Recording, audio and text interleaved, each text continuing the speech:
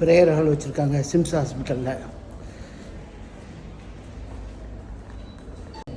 இங்கே வந்து லேடிஸ் சொல்லுறதுக்காக ஒரு இது வச்சுருக்காங்க. அந்த ரூம்லேயே பார்ட்டிஷன் பண்ணி வச்சுருக்காங்க ஸ்க்ரீன் விட்டு. அதே மாதிரி இங்கே வந்து ஜென்ஸ் தொழுவுறதுக்காக இங்கே வச்சுருக்காங்க.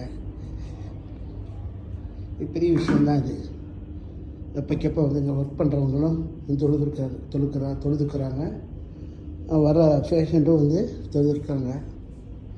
நல்ல பெரிய பாத்ரூம் வச்சுருக்காங்க, அப்ளூஷன் ரூமும்.